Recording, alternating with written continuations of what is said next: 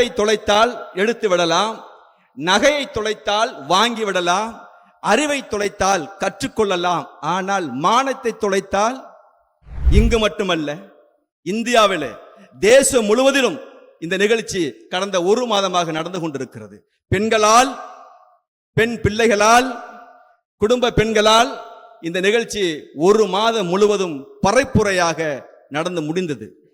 நம்மிடம் எல்லாமே இருக்கிறது. அன்பு இருக்கிறது, பாசம் இருக்கிறது, கருணை இருக்கிறது, மனித நேயம் இருக்கிறது, விட்டுக் கொடுக்கும் மனப்பான்மை இருக்கிறது, உறவு முறைகள் இருக்கின்றன, நேசிக்கக்கூடிய பண்பு இருக்கின்றன.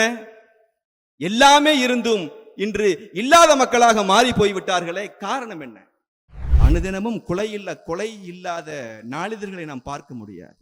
கொலை, எங்கு பார்த்தாலும் கொலை, எங்கு பார்த்தாலும் கொள்ளை, எங்கு பார்த்தாலும் கற்பழிப்பு, எங்கு பார்த்தாலும் மோசடி, எங்கு பார்த்தாலும் லஞ்சம், எங்கு பார்த்தாலும் ஒழுக்கக்கேடு, எங்கு பார்த்தாலும் மது ஆறுகளாக ஓடிக்கொண்டிருக்கின்றன.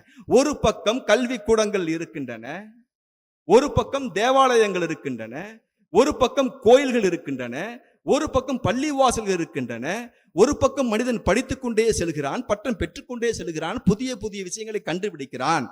மறுபுறம் நீங்கள் பார்த்தால் கொலை நடக்கிறது, கொள்ளை நடக்கிறது, விபச்சாரம் நடக்கிறது, மது ஆராய் ஓடுகிறது, சிறைச்சாலைகள் நிரம்பி வழிகின்றன. ஏன்? தார்லிமான் தமிழ் இஸ்லாமிக் சென்டர் துணை பொறுப்பாளர் சகோதரர் அன்னுதீன் அவர்கள் தங்கள் கருத்துரையை வழங்குமாறு அன்போடு அழைக்கின்றேன். கண்ணியத்திற்கும் மதிப்பிற்கும் மரியாதைக்கும் உரிய இந்த நிகழ்ச்சியினுடைய ஏற்பாட்டாளர் அவர்களே, எனக்கு முன்பாக மிக ஆழமாக நீண்டதொரு கருத்தினை மிக அழகாக இந்த தமிழ் மக்களுக்கு மத்தியில் உரையாற்றி சென்றிருக்கின்ற என் அன்பு சகோதரர் அவர்களே, சகோதரி அவர்களே, இன்றைய பொழுதில் உங்களுடைய ஓய்வுகளை எல்லாம் ஒதுக்கி வைத்துவிட்டு ஒரு அழகான ஒரு தலைப்பின் கீழே சமுதாய அக்கறையோடு, சமுதாய சிந்தனையோடு, அதோடு மட்டும் நின்று விடாமல் வரும் காலத்தில் இருக்கின்ற நம்முடைய பிள்ளைகள், நம்முடைய எதிர்கால சந்ததிகள், இன்று வாழக்கூடிய இளைஞர்களுக்கெல்லாம் தேவையானது, எப்பொழுதுமே தேவையானது, எல்லோருக்கும் தேவையானது என்ற எதிர்பார்ப்போடு இங்கு அமர்ந்திருக்கின்ற என் அன்பு தமிழ் சொந்தங்களை, என் மீதும் உங்கள் மீதும் இந்த ஒட்டுமொத்த உலக மானிட சொந்தங்கள் மீதும் எல்லாம் அல்ல இறைவனுடைய அன்பும் அருளும் சாந்தியும் சமாதானமும் என்றென்றும் நின்று நிலவட்டும் என்ற முதல் பிரார்த்தனையோடு என்னுடைய சிறிய கருத்தினை உங்களோடு நான் பதிவு செய்ய ஆசைப்படுகிறேன். புதிதாக நான் வேறொன்றும் சொல்வதற்கில்லை. அழகாக 2 பேச்சாளர்கள் சொல்லிவிட்டு சென்றிருக்கிறார்கள். இருந்தாலும் சில விஷயங்களை நான் பகிர்ந்து கொள்கிறேன். இங்கே ஆடலும் அல்ல, பாடலும் அல்ல, கச்சேரியும் அல்ல. உங்களுடைய அறிவுக்கும், உங்களுடைய சிந்தனைகளுக்கும், உங்களுடைய எண்ணங்களுக்கும் சில தூண்டி விடுதல் காரணிகளை மட்டுமே இந்த அரங்கு செய்து கொண்டிருக்கிறது என்பதை நாம் புரிந்து கொள்ள வேண்டும். இன்றைய சமுதாயம், அது பெரியோர்களாக இருந்தாலும் சரி, சிறியோராக இருந்தாலும் சரி, இளைஞர்களாக இருந்தாலும் சரி, ஒரு கலகலப்பு, ஒரு கிளுகிழுப்போடுதான் ஒவ்வொரு கூட்டமும் நடைபெறுகிறது. ஆனால் இது அதுக்கு சற்றும் நேர் மாற்றமாக இந்த அரங்கிலே இந்த நிகழ்வு நடைபெற்றுக் கொண்டிருக்கிறது. எல்லோரும் விரும்புவது, எல்லா நாட்டு மக்களும் விரும்புவது, நிறம் கடந்து, மொழி கடந்து, இனம் கடந்து எல்லோரும் விரும்புவது ஒழுக்கமுள்ள ஒரு வாழ்க்கை. அது இப்போது தொலைந்து போன வாழ்க்கையாக இருக்கிறது. பணத்தை தொலைத்தால் எடுத்து விடலாம், நகையை தொலைத்தால் வாங்கி விடலாம், அறிவை தொலைத்தால் கற்றுக்கொள்ளலாம். ஆனால் மானத்தை தொலைத்தால் உயிர் வாழுவது அது அழகல்ல என்று சொல்லுகின்ற அளவுக்கு இன்று ஒழுக்கத்தை பற்றி நாம் பேச இருக்கின்றோம். இங்கே வந்திருக்கின்ற சகோதர சகோதரிகள், நான் மட்டுமல்ல, நம்முடைய பிள்ளைகளுக்கும் கொடுக்க வேண்டியது, உள்ளத்திலே ஆழமாக விதைக்க வேண்டியது செல்வங்கள் அல்ல, ஒழுக்கம்தான். விதைக்க உடைய நேரமாக இது இருக்கிறது. Morality is the beauty of soul. அறநெறி என்பது ஆன்மாவின் அழகு என்கிறார்கள். இன்னைக்கு நீங்க பாருங்க, யாராவது நடந்து வருகின்ற பொழுது நாம் அழகை எதிர்பார்க்கிறோம், பேசுகின்ற பொழுது வார்த்தையினுடைய அழகை எதிர்பார்க்கிறோம். ஒரு மனிதன் கல்வி கற்றுக்கொண்டால் அவனை மேலும் கீழுமாக பார்க்கிறோம், வியர்ந்து பார்க்கிறோம். ஏனால் அவர் படித்திருக்கிறார். இன்று படிப்பு இருக்கிறது, பணம் இருக்கிறது, சொசைட்டியில் நல்ல அந்தஸ்து இருக்கிறது. ஆனால் இந்த மனித சமூகத்திலே எது இல்லை என்று சொன்னால் ஒழுக்கம் என்ற ஒரு குணம் என்று இல்லாமல் போய்விட்டது. அது தொலைந்து போய்விட்டது, அது தேய்ந்து போய்விட்டது. அதனால்தான் இந்த தமிழ் சொந்தங்களை அழைத்து ஒழுக்கம் என்ற உயர்வை நாம் அனைவருக்கும் கற்றுக்கொள்ள வேண்டும், அது கற்றுக்கொண்டே இருக்க வேண்டும் என்பதற்காக தாருல் ஈமான் தமிழ் இஸ்லாமிக் சென்டர் இந்த நிகழ்ச்சியை இங்கே ஏற்பாடு செய்கிறது. இங்கு மட்டுமல்ல, இந்தியாவில் தேசம் முழுவதிலும் இந்த நிகழ்ச்சி கடந்த ஒரு மாதமாக நடந்து கொண்டிருக்கிறது. பெண்களால், பெண் பிள்ளைகளால், குடும்ப பெண்களால் இந்த நிகழ்ச்சி ஒரு மாதம் முழுவதும் பறைப்புரையாக நடந்து முடிந்தது. இங்கே அயல் நாடுகளிலே நாம் பஹ்ரைனில் துவங்கி இருக்கிறோம். சகோதரி பிரேமலதா அவர்களை சென்று இந்த கருத்துக்களை பேசிக் கொண்டிருக்கும் போது சுமார் ஒரு மணி நேரம் அவர்கள் மனம் விட்டு பேசினார்கள். சிறந்த சமூக ஆர்வலரும் கூட. இப்ப சகோதரர் பிரபாகர் வின்சென்ட் அவர்கள் மிக ஆழமான தத்துவங்களை சொல்லி தன்னுடைய உரையை துவங்கினார்கள், முடித்தார்கள். அன்பானவர்களே, ஒழுக்கம்தான் உயர்வு என்று சொன்னால், ஒழுக்கம்தான் ஒரு மனிதனுக்கு தேவை என்று சொன்னால், ஒழுக்கம்தான் ஒரு மனிதனை மான மரியாதையோடு வாழ வைக்கிறது என்று சொன்னால், நாம் நெஞ்சில் கை வைத்து கேட்போம், நாமும் ஒழுக்கத்தை தான் விரும்புகிறோம். ஆனால் யாரேனும் அது அறிவுரையாக சொன்னால் இந்த மனம் ஏற்க மறுக்கிறது, இந்த உள்ளம் ஏற்க மறுக்கிறது, அவனை ஒரு விரோதியாக பார்க்கிறது. காரணம், ஒழுக்கத்தை பற்றி எங்கோ சொல்லுகின்ற பொழுது நாம் கேட்கிறோம், அதை எனக்கு சொல்லுகின்ற பொழுது அது எனக்கு பிடிக்காத ஒரு வார்த்தையாக மாறி போய் விடுகிறது. படைப்பினங்களை பற்றி பேசினார், மனிதனை பற்றி பேசினான். ஆனால் இறைவன் சொல்லுகிறான், இந்த உலகம் நான் படைத்தேன், வானங்களை படைத்தேன், பூமியை படைத்தேன், நட்சத்திரங்களை படைத்தேன், சூரியன் சந்திரனை படைத்தேன், இந்த மனிதனுக்காக இந்த பூமியை படைத்தேன். ஆனால் நான் யாரை தெரியுமா அழகாக படைத்திருக்கிறேன் என்று சொல்லுகின்ற பொழுது குர்ஆனிலே இறைவன் சொல்லுகிறான், நான் மனிதனைத்தான் மிக அழகாக படைத்திருக்கிறேன் என்கிறான். மனிதனை மிக அழகாக படைத்திருக்கிறான் இறைவன். ஆனால் அந்த அழகான மனிதன் செய்யக்கூடிய செயல்கள் கண்ணை மூடிக்கொண்டு நடப்பதற்கு இன்று சமமாக இருக்கிறது. வெட்கங்கெட்ட செயல்களை யதார்த்தமாக மனிதன் செய்து கொண்டு செல்கிறான். மனிதனுடைய இன்று சிந்தனை தேய்ந்து கொண்டிருக்கிறது. மனிதனுடைய எண்ணங்களில் உயர்ந்தவை இன்று குறைந்து கொண்டிருக்கிறது. சம்பாதிக்க பழகி கொண்டான், சொத்து சுகங்களை தேட பழகி கொண்டான், உயர்ந்த படிப்புகளை படிக்க கற்றுக்கொண்டான், நவநாகரிக வாழ்க்கையை இவன் கற்றுக்கொண்டான். ஆனால் இவன் கற்க வேண்டியது ஒழுக்கத்தை, அதிலும் உயர்ந்த ஒழுக்கத்தை தான் இவன் கற்றுக்கொள்ள வேண்டும். உண்மையாலுமேங்க மனிதனுக்கு எதுவுமே தெரியாது. நான் சொல்லுவது உங்களுக்கு வியப்பா இருக்கலாம். நீங்க பிறந்த குழந்தையை பாருங்களேன். இந்த குழந்தைக்கு எதுமா தெரியுமா? நம்ம எல்லாரும் குழந்தையை பெற்றவர்கள், அல்லது குழந்தையை வளர்த்திருப்போம், அல்லது அந்த குழந்தையை தூக்கி கொஞ்சிருப்போம். அந்த குழந்தைக்கு எதுவாவது தெரியுமா? அம்மாவை தெரியாது, ஆரம்பத்தில் அப்பாவை தெரியாது, யாரையுமே தெரியாது. தனக்கு தூங்க தெரியாது, பசி வந்தா சொல்ல தெரியாது, புரண்டு படுக்க தெரியாது, எழுந்து நடக்க தெரியாது. ஒன்றே ஒன்று தெரியும், உற்று பார்க்கும். பார்த்த நபராக இருந்தால் அது சிரிக்கும். இப்படி மெதுவாக அந்த குழந்தை ஒவ்வொன்றாக கற்றுக்கொள்கிறது. இறைவன் சொல்லுகிறான், நான் மனிதனை படைத்தேன், அவனுக்கு பேசுவதற்கு கற்றுக் கொடுத்தேன் என்கிறான். நான் மனிதனை படைத்தேன், அவனுக்கு எழுதுவதற்கு கற்றுக் கொடுத்தேன் என்கிறான்.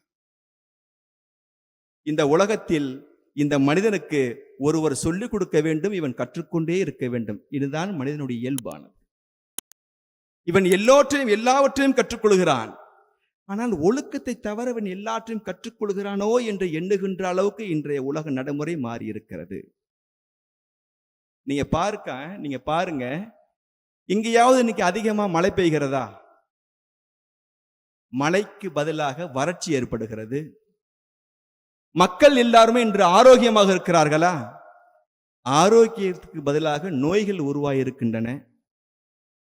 மனித நேயம் இருக்கிறதா என்று பார்த்தால் மனித சுரண்டல்கள் தான் இன்று அதிகமாக இருக்கிறது.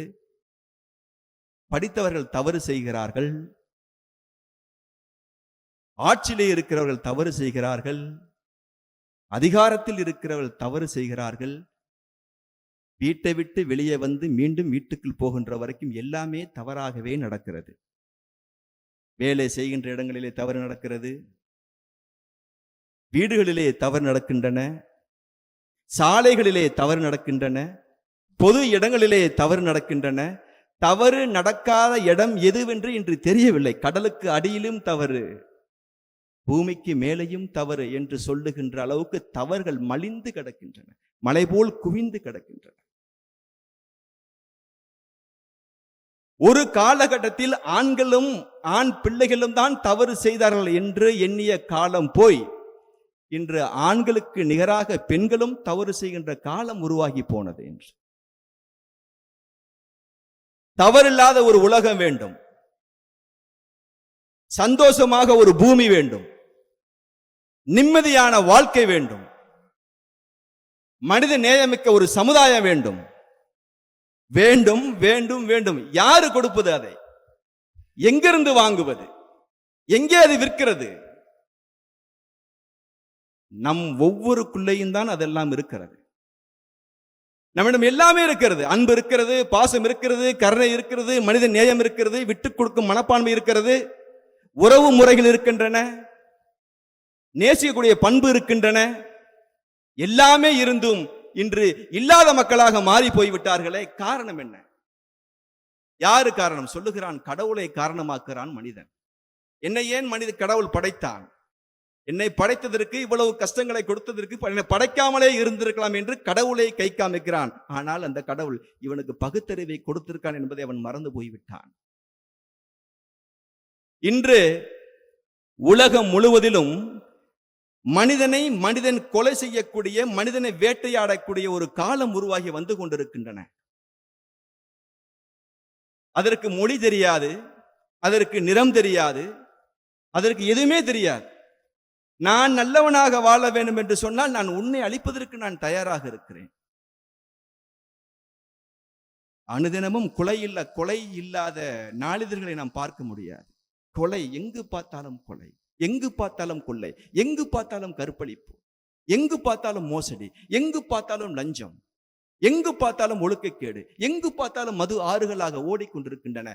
ஒரு பக்கம் கல்வி கூடங்கள் இருக்கின்றன, ஒரு பக்கம் தேவாலயங்கள் இருக்கின்றன, ஒரு பக்கம் கோயில்கள் இருக்கின்றன, ஒரு பக்கம் பள்ளிவாசல்கள் இருக்கின்றன, ஒரு பக்கம் மனிதன் படித்துக் கொண்டே செல்கிறான், பட்டம் பெற்றுக்கொண்டே செல்கிறான், புதிய புதிய விஷயங்களை கண்டுபிடிக்கிறான். மறுபுறம் நீங்கள் பார்த்தால் கொலை நடக்கிறது, கொள்ளை நடக்கிறது, விபச்சாரம் நடக்கிறது, மது ஆராய் ஓடுகிறது, சிறைச்சாலைகள் நிரம்பி வழிகின்றன. ஏன் என்று கேட்டால் இவனுக்கு பொறுமை இல்லை, எதையும் சகித்துக் கொள்ளக்கூடிய மனப்பான்மை இவனுக்கு இல்லை. இவன் எதையும் கற்றுக்கொள்ள, நல்ல விஷயங்களை கற்றுக்கொள்ள மறுக்கிறான். நல்ல மக்களோடு சேருவதற்கு இவனுக்கு பிடிக்கவில்லை. உடனே எல்லாத்தையும் சாதித்து விட வேண்டும், உடனே எல்லாத்தையும் அனுபவித்து விட வேண்டும் என்ற நிலைக்கு மனிதன் தள்ளப்படுகிறான். அதனால் கல்வி கூடங்கள் இருந்து என்ன பயன்? புத்தகங்கள் எழுதி குவித்து என்ன பயன்? நல்லோர்கள் இருந்து என்ன பயன்? நல்லோர்கள் இருக்கிறார்கள், வல்லவர்கள் இருக்கிறார்கள், பேச்சாளர்கள் இருக்கிறார்கள், எழுத்தாளர்கள் இருக்கிறார்கள், வாய்மையாளர்கள் இருக்கிறார்கள். எல்லாம் இருந்தும் ஒரு பக்கம் கொலையும் கொள்ளையும் நடந்து கொண்டே இருக்கிறதே. இந்த சமுதாயத்தில் எங்கே குற்றம் நடக்கிறது? எதனால் குற்றம் நடக்கிறது? இதற்கு தீர்வுதான் என்ன என்று எல்லோருடைய உள்ளங்களும் தீர்வு நோக்கித்தான் பயணிக்கிறது. அந்த தீர்வு நம் ஒவ்வொருக்கும் கிடைக்க வேண்டும் என்று சொன்னால் முதலில் நாம் யார் என்று நாம் யோசிக்க வேண்டும். நாம் யார்? நாம் யார்? நாம் பிறந்ததனுடைய நோக்கம் என்ன? கல்வி கற்றதனுடைய நோக்கம் என்ன? மனிதனாக பிறந்ததின் நோக்கம் என்ன? இதையெல்லாம் நாம் கேட்பது அல்ல, அதுக்கு விடை காணுவது அல்ல. நம் உள்ளத்திற்கு என்ன தோணுகிறதோ, நம் எண்ணத்திற்கு என்ன தோணுகிறதோ, என்னுடைய எண்ணம் எதை நினைக்கிறதோ அதை சாதிக்க வேண்டும். அது எந்த வழியாக இருந்தாலும் பரவாயில்லை என்று இவன் காலை முன்னோக்கி வைத்தது இன்று மிகப்பெரிய மனித நேயமற்ற சமூகங்களாக இன்று வாழ்ந்து கொண்டிருக்கிறோம். நாம் ஒரு காலகட்டம் இருந்தது, இன்று இருந்த கொலை, கொள்ளை, மது, விபச்சாரம், ஆபாசம், கெட்ட பேச்சு இல்லையா, எல்லாம் ஒரு காலகட்டத்தில் இருந்தது. ஒற்றை மனிதராக, ஒற்றை புரட்சியாளராக இந்த உலகத்தில் வெறும் 23 ஆண்டுகளில் எல்லாவற்றையும் இல்லாமல் ஒரு மனிதர் ஒழித்தார். யாருன்னு சொல்றீங்களா பாப்போம்?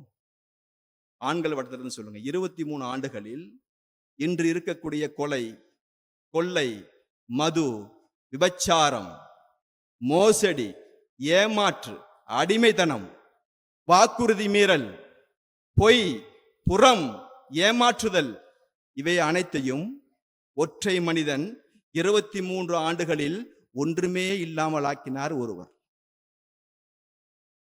யார் என்று தெரியுமா?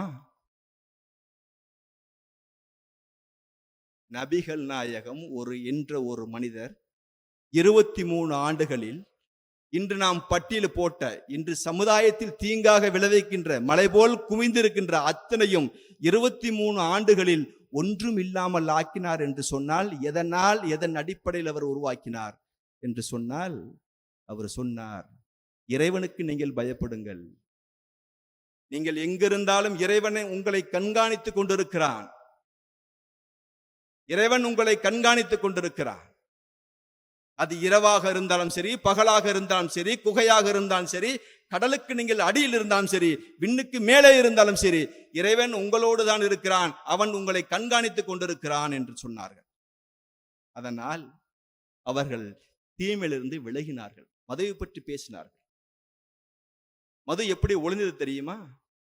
சகோதரி சொன்னார்கள், முஸ்லிம்கள் பெரும்பான்மையான மக்கள் மது குடிப்பதில்லையே, ஏன் என்று ஒரு கேள்வி கேட்டார்கள். அவர்கள் ஏன் அவர்கள் குடிப்பதில்லை? நீங்கள் விலை உயர்ந்த மதுவை ஒரு மனிதனுக்கு 5 நேரம் தொழுகக்கூடிய ஒரு மனிதன் முன்னால் கொண்டு வைத்தால் அவன் குடிக்க மாட்டான். ஏன்னா இறைவன் பார்த்து கொண்டிருக்கிறான், நான் குடிக்க மாட்டேன். மது மட்டுமா குடிக்க மாட்டாய்? பேங்க்ல பெரிய பணத்தை போட்டிருக்கீங்க, ஒரு வட்டி தொகை வந்துருச்சு, அந்த வட்டி தொகையை கொண்டாந்து வச்சாலும் நான் வாங்க மாட்டேன். வட்டி இறைவன் தடுத்து இருக்கிறான், நான் வாங்க மாட்டேன். வட்டி சமுதாய கொடுமை, அது சமுதாய தீங்கு. அது இன்று பல பெண்மணிகள் கல்யாணமாகாமல், திருமணமாகாமல் கன்னிகளாக இருக்கிறார்கள். காரணம் வரதட்சணை. வரதட்சணை என்னும் கொடுமையை ஒழித்தார்கள் நபிகள் நாயகம் அவர்கள். கடந்த மாதம் அவருடைய பிறந்த நாள் உலகம் முழுவதும் அந்த பிறந்த நாள் கொண்டாடப்பட்டது. வெறும் பர்த்டே விஷஸ் அல்ல, சமுதாயத்திற்கு நபிகள் நாயகம் செய்த நற்பலன்கள் என்ன? ஏன் இறைவன் அவரை இறுதி தூதராக ஆக்கினான்? அவருக்கு முன்பு தூதர்கள் வரவில்லையா? வந்தார்கள். இயேசு வந்தார், மோசஸ் வந்தார், ஆபிரகாம் வந்தார், நோவா வந்தார், அனைவரும் வந்தார்கள். எந்த நோக்கத்திற்காக வந்தார்கள்? இந்த உலகத்தில் இறைவனை வணங்கி இறைவன் சொல்லுகின்ற வழியில் நீங்கள் வாழ வேண்டும். வாழ்ந்தால் இம்மையிலும் நீங்கள் வெற்றி பெறுவீர்கள், இறப்புக்கு அப்புறம் ஒரு வாழ்க்கை இருக்கிறது, அதிலும் நீங்கள் வெற்றி பெறுவீர்கள் என்று அந்த ஒற்றை கருத்தை போதிப்பதற்காகவே அனைத்து இறை தூதர்களும் உலகத்திற்கு வந்தார்கள். இன்று இந்த மக்களுக்கு பேசினால் பிடிக்காத வார்த்தை இறைவன். மது பேசினால் பிடிக்கிறது, ஆடம்பர வாழ்க்கையை பத்தி பேசினால் பிடிக்கிறது, பணத்தை பத்தி பேசினால் பிடிக்கிறது, செல்வ செழிப்பை பற்றி பேசினால் பிடிக்கிறது. இவனுக்கு எதை பற்றி பேசினால் பிடிக்கவில்லை என்று சொன்னால், இறைவன் என்று சொன்னால் இவனுக்கு பிடிப்பதில்லை. இறைவன் என்று சொல்லும் பொழுது இவனுக்கு இப்படி பிடிக்கவில்லையோ, அந்த மனிதனுடைய வாழ்க்கையில் கஷ்டங்களை தவிர வேறு எதுவுமே அவன் அனுபவிக்க முடியாது. உலகத்தில் தாயை விட மிகவும் நேசத்துக்குரியவன் யார் என்று சொன்னால், நம்மை படைத்த இறைவன்தான் தாயை விட நேசத்துக்குரியவன். நபிகள் பெருமானார் சொன்னார்கள், இறைவன் எப்படி தெரியும், எந்த அளவுக்கு நேசிக்கிறான் தெரியுமா? உங்களை பெற்ற தாயை விட 70 மடங்கு அதிகமாக இறைவன் மனிதர்களை நேசிக்கிறான் என்று சொன்னார்கள். நம்ம இறைவனை பத்தி தப்பாவே விளங்கி வச்சிருக்கோம். நமக்கு தப்பாவே சொல்லிட்டாங்க. கடவுள்னா ஒரு பயப்படுற மாதிரி, கடவுள்னா தண்டிப்பாரு, கடவுள்னா கோபமா இருப்பாரு, கடவுள்னா அப்படி இருப்பாரு, கடவுள்னா இப்படி இருப்பாருன்னு சொல்லிட்டு ஒரு விதமான பயத்தை உருவாக்கி விட்டார்கள். ஆனால் தாயை விட பாசம் உள்ளவன் தான் இறைவன். அந்த இறைவன் நம்மை படைத்த நோக்கம் என்னவென்று தெரியுமா? இந்த உலகத்தில் நீங்கள் வாழுகின்ற பொழுது நிம்மதியாக வாழுங்கள், அமைதியாக வாழுங்கள், சந்தோஷமாக வாழுங்கள், விட்டு கொடுத்து வாழுங்கள், உதவி செய்யுங்கள், தானம் தர்மம் அதிகமாக கொடுங்கள், நீங்கள் கொடுத்தால் நான் உங்களுக்கு கொடுக்கிறேன் என்கிறார். நீங்க பார்க்கலாம், இதெல்லாம் இருக்குது, இதுக்கெல்லாம் தீர்வு சொல்றீங்க, யார் நடைமுறைப்படுத்துறா? இதை எங்கே நடைமுறைப்படுத்துகிறார்கள்? நடைமுறைப்படுத்துவதற்கு ஏதாச்சும் ஒரு கால அவகாசத்தை உங்களால் சொல்ல முடியுமா என்று பார்க்கின்ற பொழுது நீங்கள் பார்க்கலாம், உங்களுக்கு நமக்கு எல்லாம் தெரியும், ரம்ஜான் நோன்பு இருக்குது, 30 நாட்கள். என்னதான் நான் மாசம் 1 லட்ச ரூபாய் சம்பளம் வாங்கினாலும் என் வீட்டில் எல்லா பொருளும் இருக்கும். காலையில இருந்து மாலை வரை நம்ம எதையும் சாப்பிட மாட்டேன், தண்ணி குடிக்க மாட்டேன், உணவு சாப்பிட மாட்டேன், பழங்கள் சாப்பிட மாட்டேன், இல்லையா? ஒரு அந்நிய பெண்ணை தவறாக நான் பார்க்க மாட்டேன், என் மனைவியே இருந்தால் நான் பகலில் அவளை தொடமாட்டேன். இந்த 30 நாட்களுடைய பயிற்சி, இந்த பின்னால் வரக்கூடிய 11 மாதங்களுக்கான பயிற்சி அவனுக்கு. அந்நிய பெண்ணை பார்க்க கூடாது, மது குடிக்க கூடாது, திருடக்கூடாது, விபச்சாரம் செய்யக்கூடாது, மோசடி செய்யக்கூடாது, லஞ்சம் வாங்கக்கூடாது, தீமையின் பக்கம் நீ தலை வைத்தே படுக்கக்கூடாது என்று சொல்வதற்கான பயிற்சி காலமாக அந்த 30 நாட்களை இறைவன் தேர்ந்தெடுத்திருக்கிறான். ஆனால் அதை யாரு கடைபிடிக்கிறார்? ஒரு குறைவான மக்களை தவிர பெரும்பான்மையான மக்கள் அதை கடைபிடிப்பது அவங்க தெரியல, அவங்களுக்கு புரியல. ஒன்று. இரண்டாவது, உலகத்துல ஆணையும் பெண்ணையும் மற்றும் 2 படைக்கல, எல்லாத்தையுமே ஜோடி ஜோடியா தான் படைச்சிருக்கான். ஆனா இன்னைக்கு என்ன ஒரு மோசமான நிலைக்கு நம்ம தள்ளப்பட்டிருக்கோம் அப்படின்னா, நம்ம பார்த்துக்கிட்டு இருக்கோம் அப்படின்னா, ஒரு ஆணுக்கு ஒரு பெண்ணு, பெண்ணுக்கு ஒரு ஆணு என்ற நிலை போய் இப்ப புதிய புதிய கலாச்சாரமா உருவாகிட்டு வருதுங்க.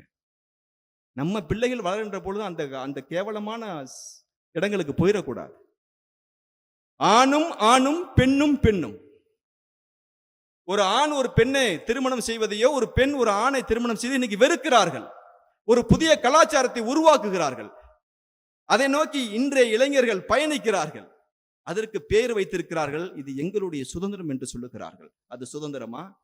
இதனால் வரலாற்றில் ஒரு சமூகமே அழிக்கப்பட்டிருக்கிறது. ஒரு ஆணும் ஆணும், பெண்ணும் பெண்ணும், இந்த பழக்கம் வரலாற்றிலே ஒரு தூதர் மூலமாக அந்த சமுதாயத்தை இறைவன் அழித்திருக்கிறான். காரணம், அப்படி உருவாகிவிட்டால் இந்த உலகத்தில் நோய் பரவலாகிவிடும், நோய் பெருகிவிடும், தடுக்க முடியாது. மனிதர்கள் கொத்து கொத்தாக இருந்து போவார்கள், கொத்து கொத்தாக இருந்து போவார்கள். அதை இறைவன் கண்டிக்கிறான், அதை இறைவன் தடுக்கிறான். ஆனால் அதெல்லாம் என்னுடைய உரிமை என்று காலரை தூக்கி கொண்டு செல்கிறார்கள் இன்றைய இளைய பட்டாளம். யார் கற்றுக் கொடுத்தது அவர்களுக்கு? எது சுதந்திரம், எது நீதி, எது அநியாயம்? முதலில் தன்னுடைய குழந்தைகளுக்கு பெற்றோர்கள் சொல்லிக் கொடுக்க வேண்டும். அதற்கப்புறம் தான் கல்வி நிலையங்களுக்கு அவர் செல்லுகிறார்கள். இன்று பெற்றோர்கள் நல்லபடியா வளர்க்கிறார்களா? பிள்ளைகள் நல்லபடியா வளர்கிறார்களா? கல்வி சாலைகளில் என் பிள்ளை ஒழுக்கமானவன இருக்கிறானா?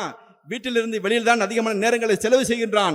வீட்டை விட்டு வெளியே போகும்போது நல்லவனாக போகின்றான். வீட்டுக்கு திரும்பி வருகின்ற பொழுது எப்படி வருகிறான்? ஒழுக்கம் உள்ளவனாக வருகிறானா, அல்லது ஒழுக்கம் கெட்டு போய் வருகிறானா? அது என் பெண் பிள்ளையா, என் ஆண் பிள்ளையா என்று பெற்றோர்கள் விழி பிதுங்கி இருக்கக்கூடிய காலத்தில் நாம் வாழ்ந்து கொண்டிருக்கிறோம்.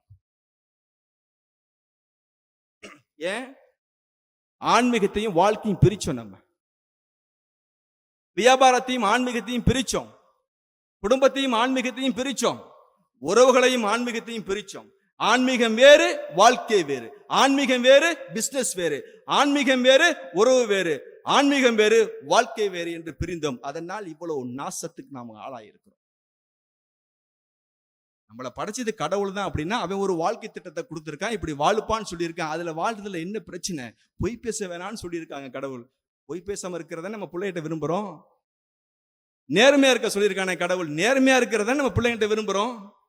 கணவன் மனைவிடத்திலே நேர்மையாக இருக்க வேண்டும், மனைவி கணவனிடத்திலே நேர்மையாக இருக்க வேண்டும், பிள்ளைகள் பெற்றோரிடத்திலே நேர்மையாக இருக்க வேண்டும், நண்பர்கள் நண்பு வட்டத்திலே நேர்மையாக இருக்க வேண்டும், என் உறவுகள் என்னோடு நேர்மையாக இருக்க வேண்டும். அதைத்தானே எல்லோரும் விரும்புகிறான், அதைத்தானே எல்லோரும் விரும்புகிறோம். இதைத்தானே இறைவனும் இங்கே விதைத்திருக்கிறான். இதை நீ விரும்பு, இதை நீ விரும்பு. உதவி செய்ய மறுக்கிறோம், தனக்கென்றால் ஓடுகிறோம், பிறருக்கு ஒன்று என்றால் ஓட மறுக்கிறோம். உள்ள மறுக்கிறது. மனிதநேயம் இறந்து போய்விட்டது. இன்று மனிதநேயம் இறந்து போய்விட்டது. இதையும் இந்த ஒழுக்கம், ஒழுக்கம் மாண்பு, ஒழுக்கம் உயர்வு, ஒழுக்கம் மரியாதை, இதை நாம் இங்கே சொல்லவில்லை என்று சொன்னால் இறைவனுடைய கோபத்துக்கு ஆளாகி விடுவோமோ என்று பயம் இருக்கிறது. வெறுமனே 5 நேரம் தொழுவது, ஹஜ்ஜுக்கு செல்வது, உம்ராவுக்கு செல்வது, ரமலான் மாதத்தில் நோன்பு நோற்பது, அது அல்ல இறை நம்பிக்கை, அது அல்ல ஆன்மீகம். இந்த உலகத்தை மாற்ற வேண்டும், அது ஒழுக்கத்தால் மட்டும்தான் முடியும். தனி மனிதன் மாற்ற வேண்டும், அது ஒழுக்கத்தால் மட்டும்தான் முடியும். எல்லோரும் மாற வேண்டும், அது ஒழுக்கம் இருந்தால்தான் முடியும். அதனால தான் நாம் பயப்படுகிறோம். ஒழுக்கம் உள்ள ஒரு சமுதாயத்தை மாற்றி அமைக்க வேண்டும். 4 ஆண்டுகளுக்கு ஒரு திட்டங்களை வைத்திருக்கிறோம். மக்கள் கருத்தை மாற்றி அமைக்க வேண்டும். எப்படி மாற்றி அமைக்க வேண்டும்? ஆக்கப்பூர்வமாக மாற்றி அமைக்க வேண்டும். அதற்கு முதல் சாதனம் ஒழுக்கம் இருந்தால்தான் அது முடியும். என்னுடைய வருமானத்திலே ஒழுக்கம் இருக்க வேண்டும், என்னுடைய பேச்சிலே ஒழுக்கம் இருக்க வேண்டும், என் நடத்தையிலே ஒழுக்கம் இருக்க வேண்டும், என் பார்வையிலே ஒழுக்கம் இருக்க வேண்டும். அப்படி இருந்தால், எனக்கு இருந்தால், என் குடும்பத்தில் என் நண்பர்களுக்கு இருந்தால், என் சகோதரனுக்கு இருந்தால், என் அண்டை வீட்டுக்காரனுக்கு இருந்தால், என் தெருவில் இருந்தால், என் மாநிலத்தில் இருந்தால், என் மாவட்டத்தில் இருந்தால், ஒட்டுமொத்த இந்தியாவிலே ஒழுக்கம் உயர்ந்து நின்றால் ஒட்டுமொத்த உலகம் இந்தியாவை தலைநிமிர்ந்து பார்க்குமே. அதுக்கு நான் ஒரு காரணமாக ஆக வேண்டாமா என்று சவாலோடு நீங்கள் இங்கிருந்து செல்ல வேண்டும். உங்களுக்கு ஏதேனும் தவறான பழக்கங்கள் இருந்தால், அது பொய் பேசுவதாக இருந்தால், பீடி சிகரெட் புகை பழக்கம் இருந்தால், மது இருந்தால், ஏமாற்றுதல் இருந்தால், லஞ்சம் வாங்குவது இருந்தால், அது இன்றோடு அடித்து நொறுக்கப்பட வேண்டும். அது நம் உள்ளத்திலிருந்து அழிக்கப்பட வேண்டும். அதுதான் இந்த நிகழ்ச்சிக்கான வெற்றி. நாம் சபதம் எடுத்துக்கொண்டு செல்ல வேண்டும். வெறுமனே வந்தோம், 2 மணி நேரம் அமர்ந்தோம், அதோ சென்றோம் என்று இருந்து விடக்கூடாது. இறைவன் குர்ஆனிலே கூறுகிறான், மிக அழகான வரி அது. எந்த சமூகம் தன்னைத்தானே மாற்றிக்கொள்ளவில்லையோ அந்த சமூகத்தை இறைவனும் மாற்ற மாட்டான் என்று சொல்லுகிறான். இறைவன் மாற்றவில்லை என்று சொல்வதை விட, நான் மாற வேண்டும், நான் மாறினால் இறைவன் மாற்றுவான் என்ற எண்ணத்தோடு நாம் இங்கிருந்து களைய வேண்டும். அன்பானவர்களே, அதே நேரம் நம்முடைய வாழ்க்கையில் சில இலக்குகளை நாம் நிர்ணயித்துக் கொள்ள வேண்டும், சில திட்டங்களை நாம் தீட்டிக் கொள்ள வேண்டும். சொன்னார்கள், உடலுக்கு தீங்கு விளைவிக்கின்ற எதையுமே நாங்கள் தொடுவதில்லை. ஏன்? மது மட்டுமல்ல, நபிகள் நாயகம் சொன்னார்கள், ஒரு மனிதனை சிரிக்க வைப்பதற்கூட நீங்கள் பொய் சொல்லக்கூடாது என்று சொன்னார்கள். ஒரு மனிதனை சிரிக்க வைப்பதற்கு பொய் சொல்லக்கூடாது. அதே நேரத்தில் சொன்னார்கள், மது இவர்கள் அருந்துவதில்லை. கடைகள் இல்லையா? காசு இல்லையா? பணம் இல்லையா? வாய்ப்பு இல்லையா? எல்லாம் இருக்கிறது. மது அருந்துவதற்கு எல்லாம் இருக்கிறது. அருந்தாமல் இருப்பதற்கு காரணம் என்ன? இறைவனுடைய பயம்தான். இறைவன் உடனே தண்டித்து விடுவானா? கண்டிப்பா உடனே தண்டிக்க மாட்டான், அவகாசம் கொடுப்பான். ஆனால் நம் அனைவருக்கும் ஒரு நாள், முடிவு நாள் என்று ஒன்று உண்டு. சகோதரர் ப்ரொஃபசர் அவர் அழகா சொன்னார்கள், மறுமையை குறித்து, மறுமை வாழ்க்கை குறித்து சொல்லிட்டு சொன்னார்கள். அவர் அதன் மீது நம்பிக்கை வைத்ததாகவும் சொன்னார்கள். ஆம், இறைவன் மீது நம்பிக்கை கொண்டுள்ள அனைவரும் நம்புகிறார்கள். இறப்புக்கு அப்புறம் ஒரு வாழ்க்கை உண்டு என்று ரிக்வேதம் அதை ஆணித்தனமாக பதிவு செய்கிறது. புனர்ஜென்ம வாழ்க்கை என்பது ஒவ்வொரு மனிதனுக்கும் உண்டு. புனர்ஜென்ம வாழ்க்கை என்பது ஒவ்வொரு மனிதனுக்கும் உண்டு. இந்த உலகத்தில் இந்த மனிதன் எதை செய்கிறானோ அதுக்கு உண்டான பிரதிபலனை இறப்புக்கு அப்புறம் உள்ள வாழ்க்கையில் அவன் கண்டுகொள்வான். நபிகள் நாயகம் சொன்னார்கள், இந்த உலகம் தற்காலிகமானது, இந்த உலகம் உங்களை ஏமாற்றிவிடும், இறைவனுக்கு பயந்து கொள்ளுங்கள். தன்னுடைய மனைவிக்கு சொல்லுகிறார்கள், ஆயிஷாவே, கூப்பிடுறார் மனைவி, ஆயிஷாவே வாங்க, பேரிச்சம்பழம் இருக்குல்ல, அந்த பேரிச்சம்பழத்தை எடுத்து ஒரு பாதி துண்டாவது கொடுத்து நீங்க நரகத்திலிருந்து பாதுகாப்பு பெற்றுக் கொள்ளுங்கள் அப்படின்னு தன்னுடைய மனைவிக்கு அறிவுரை கூறினார் நபிகள் நாயகம் அவர். நாம் நரகத்தை யாரும் பார்த்ததில்லை, நெருப்பை பார்த்திருக்கிறோம். நபிகள் நாயகம் சொன்னார்கள், நரகம் என்பது இந்த வெப்பத்தை விட 70 மடங்கு அதிகமானது என்று சொன்னார். இங்கிருந்து யாரும் அங்கே போனதில்லை என்று சொன்னார்கள். யாரும் போனதில்லை, ஆனா போக போறோம் ஒரு நாள். இறைவன் யாரை விரும்புறான்? நான் என்கிட்ட இருந்து தான் உன்னை அனுப்பியிருக்கேன் இந்த பூமியில, நீ என்கிட்ட வரும்போது நல்லவனா வந்துரு, ஒழுக்கமுள்ளவனா வந்துரு, அறிவாளியா வந்துரு, நான் விரும்புற மாதிரி நீ வந்துரு, எனக்கு பிடிச்ச மாதிரி நீ வந்துரு. நீ வந்துட்டா, நீ ஏழையாக இருந்தாலும் சரி, உலகத்துல சாப்பாட்டுக்கே நீ கஷ்டப்பட்டாலும் சரி, ஒழுக்கமுள்ள ஒரு வாழ்க்கையை வாழ்ந்துட்டு நீ என்கிட்ட வந்தேன்னா உனக்கு என்ன தயார் பண்ணி வச்சிருக்கேன் தெரியுமா? இந்த கண்ணும் பார்க்காத, எந்த காதும் கேட்காத இந்த பூமியோட பிரம்மாண்டமான ஒரு உலகத்தை உனக்காக நான் தயார் செய்து வைத்திருக்கிறேன். அந்த வாழ்க்கை வாழ வேண்டும் என்று சொன்னால் இந்த உலகத்தின் ஒழுக்கமாக இரு, ஒழுக்கம் உள்ளவனாக இரு. ஒன்று. இரண்டாவது, குடும்ப பாசங்கள்லாம் இன்னைக்கு காணாம போச்சுங்க. கணவன் மனை உறவெல்லாம் இன்னைக்கு விரிசல் விட்டு போச்சுங்க. நபிகள் நாயகம் அழகாக சொன்னார்கள், நீங்கள் சாப்பிடுகின்ற பொழுது பாசம் அதிகமாகுவதற்கு ஒரு தர்மத்தை கொடுப்பது போல எல்லாரும் சேர்ந்து அமர்ந்து ஒரு கணவன் தன்னுடைய மனைவி வாயில ஒரு கவலம் சோறு நீ ஊட்டி விடுப்பான்னு சொன்னான்.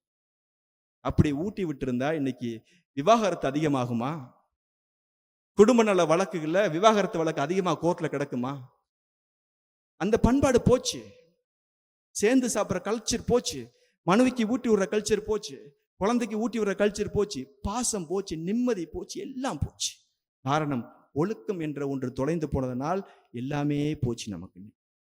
ஆக ஒழுக்கம் உள்ள ஒரு நல்ல வாழ்க்கையை நான் மட்டுமல்ல, நம் மூலமாக நமக்கும் நம்முடைய உறவுகளுக்கும் நம்முடைய சொந்தங்களுக்கும் நம்முடைய அண்டை வீட்டுக்காரர்களுக்கும் நம் மூலமாக ஒரு செய்தி சென்று சேர்ந்தால் இறைவன் உங்களை படைத்ததில் சந்தோஷம் அடைகிறான். ஒரு செய்தி, ஒரு நல்ல செய்தி சென்று சேர்ந்தால் இறைவன் நம்மை படைத்ததில் சந்தோஷம் அடைகிறான். இறைவனுக்கு பிடித்த மாதிரி ஒரு நல்ல வாழ்க்கையை வாழக்கூடிய பாக்கியத்தை இறைவன் நம் அனைவருக்கும் கொடுக்க வேண்டும். நம்முடைய இறுதி வாழ்வு என்னைக்கும் நம்ம தெரியாது. கொஞ்ச நாள் வாழ்றோங்க, எதுக்காகவோ வாழ்றோங்க, எப்படியோ வாழ்றோங்க, நல்லவனா வாழ்ந்துட்டு போயிடுவோமே இல்லையா? அதுல உள்ள சந்தோஷமே தனிங்க, அதுல உள்ள நிம்மதியே தனிங்க. நீங்க நல்லவனா மட்டும் நம்ம வாழ்ந்துட்டோம்னா நோய் அவ்வளவு சீக்கிரம் வராதுங்க. நமக்கு எந்த நோயும் வராதுங்க. ஆப்ரேஷன் பண்ண வேண்டிய அவசியம் இல்லைங்க. பிளட் பிரஷர் வராதுங்க, நமக்கு லோ சுகர் வராது, ஹை சுகர் வர எதுவுமே வராதுங்க. இதெல்லாம் வராம இருக்கணும்னா மன நிம்மதி ரொம்ப முக்கியங்க. மன நிம்மதி ரொம்ப முக்கியம்னா நம்ம நல்லவனா வாழ்றது அதை விட முக்கியங்க. நம்ம நல்லவனா வாழ்றது ரொம்ப முக்கியமா இருந்தா இறைவனுக்கு பிடிச்ச மாதிரி வாழ்றது அதை விட முக்கியங்க. அப்படி வாழ்ந்துட்டால் இந்த உலகம் அமைதி பூங்காவாக மாறி போய்விடும்.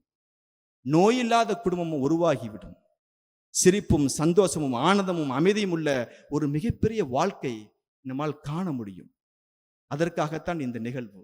இங்கு மட்டுமல்ல, நீங்கள் வீடுகளுக்கு சென்று வாரத்தில் ஒரு முறையாவது இது சார்ந்து பேசுங்கள், ஒழுக்கம் சார்ந்து பேசுங்கள், குடும்பத்தோடு பேசுங்கள், கூட்டாக அமர்ந்து பேசுங்கள், நட்பு வட்டங்களோடு பேசுங்கள், நன்மையை பரிமாறிக்கொண்டே பேசுங்கள். நிச்சயம் இந்த நிகழ்ச்சிக்கு உண்டான மாற்றம் வரும்.